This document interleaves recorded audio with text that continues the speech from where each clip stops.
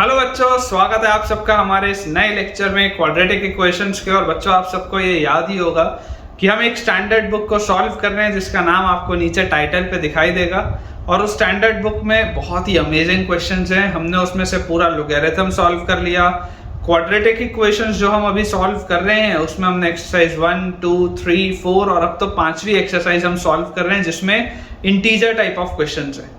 और ये जो क्वेश्चंस है बच्चों, ये बहुत अच्छे हैं आपके कंसेप्ट्स क्लियर करने के लिए। लेकिन अगर आप में से कोई भी ऐसा बच्चा है जिसके थियोरेटिकल कंसेप्ट्स थोड़े से कमजोर रह गए हैं तो घबराने की कोई भी बात नहीं है। आप अपने थियोरेटिकल लेक्चर्स सारे बेटा अच्छे से कंप्लीट कर सकते हैं इस प्लेलिस्ट से। इस प्लेलिस्ट में मैंने वो सारे कंसेप्ट्स क्लियर किए हैं जो जेई एग्जाम के लिए आपके लिए रेलेवेंट हैं। और इस प्लेलिस्ट का जो लिंक है वो आपको नीचे डिस्क्रिप्शन बॉक्स पे मिल जाएगा। तो यार, किस बात का आप इंतजार कर रहे हैं? अगर आपकी थ्योरी सॉलिड है तो चलिए तुरंत लेक्चर को स्टार्ट करते हैं। और अगर आपको थ्योरी में थोड़ा भी रीवर्क करने की जरूरत है तो जल्दी से आप डिस्क्रिप्शन बॉक्स में प्लेलिस्ट चेक करें, सारे वीडियोस एक बार अच्छे से देख लें और दोबारा लौट के आए इस लेक्चर पे। अब बच्चों, पिछले लेक्चर्स में हमने 3 सवाल बनाए एक्सरसाइज 5 के। आज हम क्वेश्चन नंबर 4 से देखने वाले। अब देखिए, क्वेश्चन नंबर 4 में हमारे पास लिखा है कि late s be the sum of all possible values of a। s क्या है? s is the sum of all possible values of a। a की जितनी भी possible values हैं उन सबका sum। let s be the sum of all possible values of a for which the equation x square plus 2ax plus 4a plus 8 equal to 0 has both integral roots। इसके जो दोनों roots होंगे दोनों ही integer है, अलग अलग integer होंगे लेकिन दोनों ही इंटीजर। आपको ये बोला जा रहा है has both integral roots। तो हमें बोला जा रहा है find the value of s minus 4। तो आपको बताना है s minus 4 का वैल्यू कितना होगा। ठीक है, ये अपने पास बच्चों सवाल दिया हुआ है, बहुत आसान सा ये क्वेश्चन, लेकिन एट द सेम टाइम ये बहुत एक इंपॉर्टेंट क्वेश्चन भी है क्योंकि इसमें जो थॉट प्रोसेस है वो बहुत अच्छा है। जो चीज हमें समझ में आती है कि अगर देखिए इसके दोनों रूट्स इंटीजर है, अगर इसके दोनों रूट्स इंटीजर हैं तो सम ऑफ रूट्स जो होगा, सम ऑफ रूट्स आपके पास आएगा -b/a मतलब -2a। ये भी एक इंटीजर होना चाहिए। अगर दोनों रूट इंटीजर है तो सम ऑफ रूट्स भी इंटीजर होना चाहिए। और प्रोडक्ट ऑफ रूट्स हमारे पास जो होगा, सम ऑफ रूट्स होता है -b/a जो कि -2a के बराबर आता है। प्रोडक्ट ऑफ रूट्स अगर आप देखेंगे तो प्रोडक्ट ऑफ रूट्स होता है c/a which will be 4a + 8। ये भी इंटीजर होना चाहिए, दोनों ही इंटीजर आने चाहिए। ऑफ कोर्स अलग अलग इंटीजर्स हो सकते हैं लेकिन होंगे तो इंटीजर्स। आप इमेजिन करके देखिए, अगर आप चाहते हैं कि आपके जो रूट्स हैं वो इंटीजर हो तो रूट्स इंटीजर कब बनते हैं? रूट्स इंटीजर बनते हैं जब डिस्क्रिमिनेंट एक परफेक्ट स्क्वायर होता है। सबसे जो पहली आपके पास प्रायोरिटी आ जाएगी कि अगर आप रूट्स को इंटीजर चाहते हैं तो आपके डिस्क्रिमिनेंट को परफेक्ट स्क्वायर होना पड़ेगा। अब आपके लिए इंपॉर्टेंट बच्चों जो बात है समझने की वो ये है कि यार आप इस बात को समझिए कि अगर आपको ये 2a एक इंटीजर दिखाई दे रहा है, ये जो मैंने 2a लिखा है, -2a को अगर मैं इंटीजर बोल रहा हूं, अगर मैं आपको बोल दूं कि let 2a is equal to k, थोड़ा सा कैलकुलेशन बचाने के लिए, थोड़ा सा कैलकुलेशन कम करने के लिए, देखो आपको ये जो -2a है ये अगर इंटीजर दिख रहा है तो 2a भी इंटीजर होगा। तो अपन 2a को k मान लेते हैं थोड़ा सा कैलकुलेशन बचाने के लिए। जैसे ही आप 2a को k बोलेंगे तो इक्वेशन आपके पास आ जाएगा x² प्लस kx। आपने 2a को k बोला है और प्लस 2a को अगर मैं k बोलूंगा तो 2k प्लस 8, ये आपके पास आ जाएगा इक्वल टू 0। और आपके पास डिस्क्रिमिनेंट क्या होना चाहिए? डिस्क्रिमिनेंट आपके पास एक परफेक्ट स्क्वायर आना चाहिए। तो अगर बच्चों डिस्क्रिमिनेंट मेरे पास एक परफेक्ट स्क्वायर आना चाहिए तो इसका डिस्क्रिमिनेंट क्या होगा? इसका डिस्क्रिमिनेंट मेरे पास होगा b² मतलब k² -4ac। c की जगह अपने पास लिखा हुआ है 2k प्लस 8। ये अपने पास लिखा हुआ है b² -4ac, ये अपने पास दिया। This should be a perfect square मतलब ये कोई n² के बराबर होना चाहिए। अगर परफेक्ट स्क्वायर बोला जा रहा है मतलब कोई n² के बराबर होगा। तो यहां से अपने पास ये लिखा हुआ है k² -8k और -32, this should be some n²। या इसको मैं बोल सकता हूँ k माइनस 4 का होल स्क्वायर, तो k square minus 8k plus 16 होगा, तो यहाँ पे अपन को माइनस 16 करना पड़ेगा, minus 32 is equal to n square. तो यहाँ से अपने पास बच्चों आ जाएगा k माइनस 4 का whole square minus 48 is equal to n square. ये अपने पास एक रिजल्ट आता है, ये अपने पास एक बच्चों रिजल्ट आता है जिसमें मुझे पता है ये जो n है, ये n भी कोई इंटीजर है, ये जो k है ये k भी कोई इंटीजर है। ये बात मुझे समझ में आती है, थोड़ा सा कैलकुलेशन बस आने के लिए बस मैंने ये किया। अब मुझे रैंडमली बच्चों वैल्यूज को पुट करके देखना पड़ेगा, मुझे रैंडमली वैल्यूज को पुट करके देखना पड़ेगा, और उससे मुझे हासिल क्या होगा मैं आपको बताता हूं। आप देखिए इस बात को समझिए, अगर आपके पास ये एक परफेक्ट स्क्वायर लिखा हुआ है, मतलब ये कुछ ना कुछ एक पॉजिटिव क्वांटिटी होगी। इंटीजर का परफेक्ट स्क्वायर लिखा हुआ है, कोई ना कोई तो ये पॉजिटिव क्वांटिटी आपके पास आनी चाहिए। तो यहां से अपने को बच्चों देखो क्या चीज समझ में आती है, यहां से अपने को ये बात समझ में आती है कि अगर आपके पास k माइनस 4 का होल स्क्वायर लिखा हुआ है, तो सबसे पहली चीज, सबसे जो इंपॉर्टेंट चीज है वो ये है कि k माइनस 4 की वैल्यू जो भी होगी ये किससे बड़ी होनी चाहिए, 48, मतलब आप 7 पकड़ो, तो k माइनस 4 की वैल्यू अगर आप 7 लेते हो, अगर आप k माइनस 4 की वैल्यू 7 लेते हो तो 7 का स्क्वायर 49 होता है। ये वाला जो ये पूरा जो स्क्वायर के साथ वाला टर्म है ये बेटा 48 से तो बड़ा होना चाहिए ना। अगर ये 48 से छोटा हो गया, गलती से भी k माइनस 4 का स्क्वायर अगर 48 से छोटा हो गया तो ये तो इक्वेशन बेकार हो जाएगा ना आपका। तो k माइनस 4 को अगर मान लो मैं 7 बोलूं, तो 7 रखूंगा तो 7 का स्क्वायर 49 होता है, 49 माइनस 48 1 होता है, मतलब इस केस में n की वैल्यू आपके पास क्या आ जाएगी, 1 आ जाएगी। यहाँ पर अगर आप 49 रखेंगे तो ये 49 माइनस 48 यहाँ पर 1 आ जाएगा, तो n स्क्वायर की वैल्यू अगर 1 होगी तो n की वैल्यू आपके पास आ जाएगी प्लस माइनस 1। और यहाँ पर भी आप देखो ध्यान से, ये जो k माइनस 4 है आप इसको प्लस माइनस 7 दोनों रख सकते हो, क्योंकि 7 का स्क्वायर भी 49 होता है और माइनस 7 का स्क्वायर भी 49 होता है। तो k की वैल्यू यहाँ से क्या आ गई, k की वैल्यू अपने पास जैसे आप इसमें 4 ऐड करोगे तो 7 प्लस 4 11 और minus 7 plus 4 is minus 3, minus 7 plus 4 is minus 3, ये अपने पास आता है। सिमिलरली अगर मैं और आगे बढ़ूं, अगर मान लो मैं यहाँ पर 8 रख के सोचता, अगर मैं यहाँ पर 8 रख के सोचता, मतलब अगर मैं k माइनस 4 को आपको बोलता कि यार इसको आप प्लस माइनस 8 रख के सोचो, तो अगर आप इसको 8 रख के सोचते तो 8 का स्क्वायर क्या होता है, 8 का स्क्वायर 64 आता, 64 में से 48 अगर हम सब्ट्रैक्ट करते तो 16 बचता, n स्क्वायर की वैल्यू अगर 16 होती तो n की वैल्यू आपके पास 4 होती, ये भी एक इंटीजर आ रहा है, कोई दिक्कत की बात नहीं। मतलब कि यहाँ से आपके पास k की वैल्यू और क्या जाएगी, जैसे आप 4 ऐड करोगे तो या तो 12 हो जाएगा या माइनस 8 प्लस 4 आपके पास माइनस 4 हो जाएगा, ये बात क्लियर है। अच्छा उसके बाद अगर आप 9 रखोगे, सोच के देखो, अगर आप 9 रखोगे तो 9 स्क्वायर 81 आएगा, 81 में से आप 48 अगर सब्ट्रैक्ट करोगे तो एक परफेक्ट स्क्वायर नहीं बनेगा, परफेक्ट स्क्वायर नहीं बनेगा, किसी भी इंटीजर का परफेक्ट स्क्वायर नहीं बनेगा। वैसे अगर मैं 10 रखूंगा तो 10 में भी नहीं बनेगा, अगर मैं 11 रखूंगा 11 में भी नहीं रखेगा।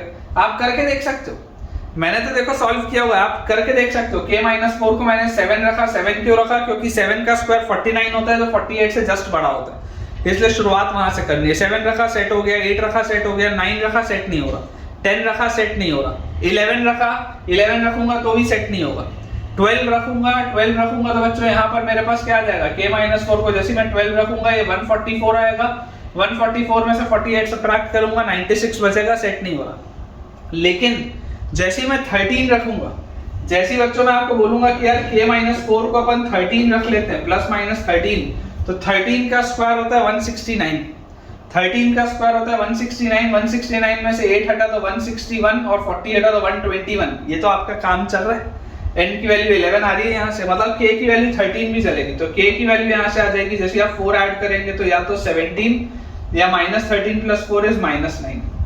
तो आप बच्चों देख सकते हैं कि इस प्रोसेस से जब आप सॉल्व करते हुए आगे बढ़े तो आपके पास टोटल ये 6 पॉसिबल वैल्यूज आ रही हैं k की, और अगर ये हमारे पास 6 पॉसिबल वैल्यूज आ रही हैं k की, तो देखिए k हमारे पास आ क्या रहा है, k हमारे पास यहाँ से आ जा रहा है 17, k हमारे पास आ रहा है माइनस 9, k हमारे पास यहाँ से आ जा रहा है देखिए 11, फिर आ जा रहा है माइनस 3, फिर आ जा रहा है 12, फिर आ जा रहा है माइनस 4। ये पॉसिबल वैल्यूज है k की।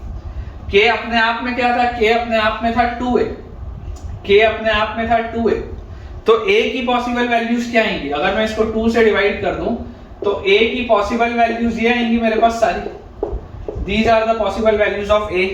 अब आपको बोला क्या गया, आपको देखो यहाँ पर बोला गया कि s is the sum of all possible values of a, मतलब s क्या है, s बेसिकली इन सब का सम है, s इन सब का सम है। तो अगर आप इन सबको ऐड करेंगे तो आपके पास देखिए क्या आ जाएगा, 17/2 माइनस 9/2 इज 8/2, 8/2 और आपके पास आ जाएगा प्लस 11/2, तो 19/2, 19/2 में से 3/2 सब्ट्रैक्ट हुआ तो 19/2 माइनस 3/2 इज 16/2, 16/2 और 12/2 इज 28/2 और माइनस 4/2 इज 24/2, 24/2 तो 12 होता है, मतलब s की वैल्यू 12 आ गई।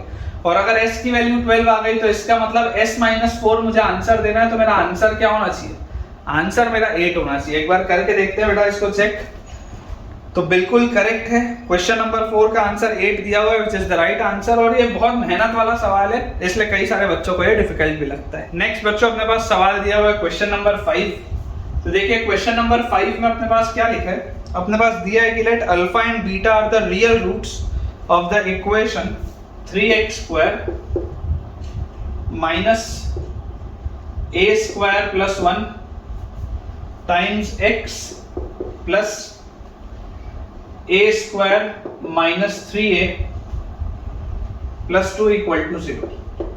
ये अपने पास दिया हुआ है, ठीक है, such that log beta base alpha is less than 0, log beta base alpha is less than 0। अपने पास ये एक कंडीशन दी है, if the range of a is m से इंफिनिटी, a जो है उसका मूवमेंट m से अगर इंफिनिटी के बीच में होता है, a का मूवमेंट m से इंफिनिटी के बीच में होता है, तो आपको m की वैल्यू बतानी है, ठीक है। आसान सा सवाल है, देखिए ध्यान से, इसमें बच्चों बस समझना है अपने को कि इसके रियल रूट से अल्फा और बीटा, ये अपने पास सवाल में दिया है। अब अगर मैं थोड़ा अपना दिमाग लगाऊं तो मुझे एक बात समझ में आती है कि क्योंकि ये लोगैरिथम के सामने बीटा बेस अल्फा लिखा है, तो बीटा 100% पॉजिटिव होगा, अल्फा 100% पॉजिटिव होगा, अल्फा कभी भी 1 नहीं हो सकता, क्योंकि नहीं तो लोगैरिथम अनडिफाइंड हो जाएगा। ये नंबर की जगह है, ये बेस की जगह है, तो ये कंडीशन तो लिखनी पड़ेगी, लोगैरिथम में पढ़ा है हमने। अब अगर बच्चों ये चीज हमको समझ में आती है तो आप एक बात बताइए कि लोगैरिथम नेगेटिव कब होता है। लोगैरिथम नेगेटिव होता है जब एक नंबर 1 से बड़ा हो, एक नंबर 1 से छोटा हो। मतलब आप क्लियरली बोल सकते हैं कि देखिए x² का कोफिशिएंट पॉजिटिव है, ये माउथ ओपनिंग अपवर्ड्स पैराबोला होगा। बहुत स्वाभाविक सी जो बात हमें समझ में आती है वो ये है कि इस माउथ ओपनिंग अपवर्ड्स पैराबोला में अगर मैं बोलता हूँ एक रूट अल्फा है, एक रूट बीटा है, तो 100% 1 इनके बीच में कहीं पर होना चाहिए। क्यों होना चाहिए? क्योंकि अगर एक रूट 1 से छोटा होगा, एक रूट 1 से बड़ा होगा, तभी एक नंबर अगर 1 से बड़ा होगा, एक नंबर अगर 1 से छोटा होगा, तो लोगैरिथम नेगेटिव होगा। ऑफ कोर्स ये दोनों पॉजिटिव है, ऑफ कोर्स ये दोनों के दोनों पॉजिटिव है, अल्फा भी पॉजिटिव है, बीटा भी पॉजिटिव है, उसमें प्रॉब्लम नहीं है, ये दोनों पॉजिटिव है क्योंकि ये नंबर और बेस की जगह पर लिखे हुए हैं। लेकिन जो समझने की बात है कि एक 1 से बड़ा होगा और एक 1 से छोटा होगा। तो ऐसे सिचुएशन में लोकेशन ऑफ रूट्स आपको बोलता है, लोकेशन ऑफ रूट्स के हिसाब से कि फंक्शन की वैल्यू 1 पर नेगेटिव होनी चाहिए। इकलौती कंडीशन जो मुझे जांचनी है, डिस्क्रिमिनेंट नहीं जांचना, वर्टेक्स का x कोऑर्डिनेट नहीं जांचना, जो मुझे जांचना है वो है फंक्शन की वैल्यू 1 पर क्या है, नेगेटिव है। जरा देखिए फंक्शन की वैल्यू 1 पर आएगी क्या, 3 माइनस a² प्लस 1, अब 1 रख रहे हैं x की जगह, और plus a² minus 3a plus 2, this should be less than 0। Minus a² plus a² cancel out होता हुआ मुझे दिखाई देता है, यहाँ पर मेरे पास है माइनस 3a और उसके बाद ये 3 minus 1, this is 2 and plus 2, तो a plus 4, this is less than 0। अपने पास ये चीज आती है। तो यार यहाँ से अपने पास आ जाता है 3a minus 4 should be greater than 0, a should be greater than 4/3। a की वैल्यू जो है वो 4/3 से बड़ी अपने को आती हुई दिखाई दे रही है। तो यहाँ से हमारे पास आ जाएगा क्लियरली a बिलोंग्स टू 4/3 से लेकर इंफिनिटी तक, ठीक है। अब इसके बाद बच्चों अपने को जो इंपॉर्टेंट चीज चेक करनी है, देखिए वो क्या है कि फंक्शन की वैल्यू 1 पर तो आपको नेगेटिव मिल रही है, लेकिन फंक्शन की वैल्यू 0 पर क्या आ रही है, पॉजिटिव आ रही है। तो अगर मुझे यहाँ पर चेक करना हो कि फंक्शन की वैल्यू 0 पर क्या है, पॉजिटिव है, तो 0 पर अगर आप फंक्शन की वैल्यू देखेंगे तो ये खत्म, ये खत्म, आपके पास आ जाएगा a² माइनस 3a प्लस 2, ये पॉजिटिव होना चाहिए। और अगर ये चीज मुझे पॉजिटिव निकालनी है तो अपने पास आ गया a minus 2 into a minus 1, this is greater than 0। Number line पे प्लॉट करेंगे 1 2, और यहाँ पे अपने पास आ गया this is positive negative positive, तो a बिलोंग्स टू -∞ से 1 यूनियन 2 से इंफिनिटी। अब देखो ये वाला आंसर आपको बोलता है कि आप या तो 1 से छोटा लो या 2 से बड़ा लो, ये आपको आंसर बोलता है 4/3 से बड़ा लो। तो ऑब्वियसली दोनों आंसर सेटिस्फाई किस में होंगे, जब आप आंसर अपना लिखेंगे a बिलोंग्स टू 2 से इंफिनिटी। अगर आपने ये आंसर बोला तो ये भी खुश ये भी खुश, ठीक है। और अगर 2 से इंफिनिटी आपका आंसर आ रहा है, इसका मतलब m की वैल्यू क्या निकल जाएगी, m की वैल्यू होगी 2, तो आपका आंसर यहां से आ जाएगा 2, ठीक है। आई होप बच्चों आपको ये बात समझ में आई हो। आसान सा सवाल है लेकिन इंपॉर्टेंट है और इसका आंसर बिल्कुल सही है।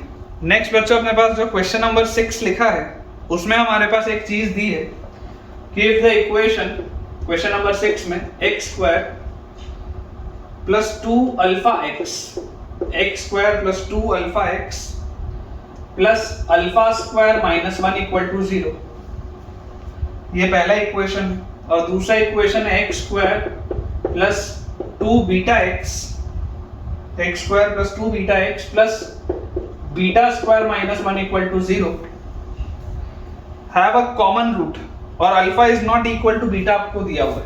अल्फा जो है वो बीटा के बराबर नहीं है और इन दोनों में एक रूट कॉमन है। मान लो गामा इनमें कॉमन रूट है, दोनों में एक रूट कॉमन है which is let us say gamma. Find the value of the expression 2α² - 4α β, 2α² - 4α β minus modulus of alpha minus beta plus modulus of alpha minus beta into beta square। ये अपने पास बच्चों एक सवाल है, थोड़ा सा डिफिकल्ट लगता है बच्चों को, इसकी प्रोफाइलिंग देख के थोड़ा सा डर लगता है, लेकिन घबराने की बात नहीं है। जो हमारा प्रोसेस है हम उसको फॉलो करते हैं। देखिए आपको बोला जा रहा है कि ये एक इक्वेशन है, ये दूसरा इक्वेशन है। अब इन दोनों इक्वेशंस को अगर हम ध्यान से देखें तो हमें जो बात समझ में आती है वो ये है कि इन दोनों इक्वेशंस में अगर एक रूट कॉमन है गामा, तो सबसे पहले तो गामा दोनों को सेटिस्फाई करेगा। तो gamma square plus 2 alpha gamma plus alpha square minus 1 ये 0 के बराबर होगा, और gamma square plus 2 beta gamma plus beta square minus 1 ये भी 0 के बराबर होगा। अगर बच्चों में इसको इक्वेशन 1 और इसको इक्वेशन 2 बोलूं और अगर मैं सब्ट्रैक्ट करूं कि इक्वेशन 1 में से अगर हम इक्वेशन 2 को हटा दें तो गामा स्क्वायर से गामा स्क्वायर कटेगा, यहाँ पर 2 गामा कॉमन आएगा, ब्रैकेट के अंदर आएगा अल्फा माइनस बीटा, फिर अपने पास आएगा alpha square minus beta square, -1 से -1 सब्ट्रैक्ट होगा और ये चीज हमारे पास निकल के आएगी। और यहां से अगर हम इसको ऑब्जर्व करें तो हमारे पास देखिए गामा की वैल्यू क्या आएगी। गामा की वैल्यू मेरे पास आ रही है माइनस टाइम्स ऑफ, ये इस साइड आ जाएगा तो alpha minus beta into alpha plus beta divided by 2 times of alpha minus beta. देख लो ध्यान से, ये जो पूरी चीज है, ये पूरी चीज को आप इस साइड लेके आओगे तो ये minus times of alpha square minus beta square होगा। Alpha square minus beta square का ब्रेक ये है और नीचे आ जाएगा 2 times of alpha minus beta. ये अल्फा माइनस बीटा से अल्फा माइनस बीटा कटा तो गामा की वैल्यू आ गई -1/2 टाइम्स अल्फा प्लस बीटा। ये अपने पास आता है इनका common root, this is the common root. अब हमें एक चीज और पता है कि ये जो कॉमन रूट है ये उस इक्वेशन को सेटिस्फाई कर रहा होगा। अगर मैं उठा के हिम्मत करके मेहनत करके इस कॉमन रूट को उसमें रख दूं और एक बार देखूं कि आखिर आता क्या है, ये तो देखें। तो हमारे पास देखो क्या आएगा, हमारे पास गामा जैसे आप रखेंगे वहां पे तो आपके पास इसका स्क्वायर, सबसे पहले x स्क्वायर लिखा है मतलब इसका स्क्वायर, या इक्वेशन में आप रख रहे हैं गामा उठा के, तो आपके पास आ जाएगा 1/4 टाइम्स अल्फा प्लस बीटा का स्क्वायर, इसका स्क्वायर आ गया पहले। फिर लिखा है +2 अल्फा गामा, तो +2 इंटू अल्फा इंटू गामा की जगह -½ टाइम्स अल्फा प्लस बीटा, और उसके बाद plus alpha square -1 plus alpha square -1 this is equal to 0 आपके पास है। तो यार यहाँ से मुझे देखो समझ में आता है कि ये 2 से ये 2 गया, ये माइनस को उठा के मैं बाहर ले आता हूँ यहाँ पे। तो यहाँ से अपने पास देखो लिखा क्या 1/4 टाइम्स ये लिखा हुआ है alpha square plus beta square plus 2 alpha beta. उसके बाद यहाँ पर अपने पास लिखा हुआ है minus alpha into alpha is alpha square और alpha into beta is alpha beta with minus sign, तो माइनस अल्फा बीटा, और plus alpha square minus 1 equal to 0। ये अपने पास चीज है। यहाँ से ये माइनस अल्फा स्क्वायर ये प्लस अल्फा स्क्वायर हमने कैंसिल आउट कर दिया। तो यहाँ से अपने पास देखिए बच्चों, जब आप सॉल्व इसको करेंगे तो आपके पास क्या है, अगर मान लीजिए मैं पूरे का एलसीएम 4 ले लूं तो मेरे पास ये लिखा हुआ है alpha square plus beta square plus 2 alpha beta. LCM 4 ले रहा हूं तो minus 4 alpha beta minus 4 is equal to 0। तो यहां से मेरे पास आ गया alpha square plus beta square minus 2 alpha beta is equal to 4। ये अपने पास आ रहा है alpha square plus beta square minus 2 alpha beta is equal to 4। This implies alpha minus beta का स्क्वायर, इसकी वैल्यू है 4 के बराबर। तो यहां से बच्चों अगर आप देखेंगे तो मैं यहां पर लिख देता हूं mod of alpha minus beta हमारे पास किसके बराबर होगा, mod of alpha minus beta 2 के बराबर होगा, क्योंकि मॉड्यूलस तो पॉजिटिव होता है। ये मैंने mod of alpha minus beta क्यों लिखा, क्योंकि यहाँ पर ये मॉड मुझे दिखाई दे रहा है, इसलिए मैंने लिखा। तो जैसे मैं इसको अब सब्स्टिट्यूट यहाँ पर करूंगा तो मुझे वैल्यू निकालनी है 2 alpha square minus 4 alpha beta, फिर mod of alpha minus beta की वैल्यू 2 है तो यहाँ लिखा हुआ है माइनस 2, और mod of alpha minus beta की वैल्यू 2 है तो ये लिखा हुआ है प्लस 2 बीटा स्क्वायर। तो ध्यान से देखिए ये 2 alpha square minus 4 alpha beta, ये 2 बीटा स्क्वायर। पूरे में से अगर मैं 2 बाहर निकाल लूं तो ये लिखा हुआ alpha square minus 2 alpha beta plus beta square, और ये माइनस 2 एज इट इज। ये क्या लिखा हुआ है alpha square plus beta square minus 2 alpha beta, यही तो लिखा है। अल्फा माइनस बीटा का होल स्क्वायर ही तो लिखा है alpha square minus 2 alpha beta plus beta square, मतलब इसकी वैल्यू तो 4 है। तो ये लिखा हुआ है 2 into 4 minus 2, 2 into 4 होता है 8, 8 में से 2 गया 6। आंसर इसका 6 है बच्चों। बहुत ही खतरनाक सवाल, बहुत ही जबरदस्त सवाल, और आंसर हमने जो निकाला है वो बिल्कुल परफेक्ट है। तो ठीक है बच्चों, विद दिस हम अपने आज के अमेजिंग से लेक्चर के एंड पे आ चुके हैं। 3 सवाल हमने बनाए, बेहतरीन बच्चों ये 3 सवाल हैं, बहुत ही बढ़िया। तो अगर आपको ये लेक्चर पसंद आया हो, ये सवाल अच्छे लगे हो तो मुझे कमेंट्स में ज़रूर बताएं, और अगर आपको अच्छा लगा ही है तो जल्दी से इस वीडियो को लाइक करें, चैनल को सब्सक्राइब करें, और अपने सारे फ्रेंड सर्कल में जो भी जेईई एस्पिरेंट्स को आप जानते हैं उनसे इस वीडियो को और इस चैनल को रेफर करें, ताकि उन सब की पढ़ाई बहुत बढ़िया तरीके से हो पाए। Thank you.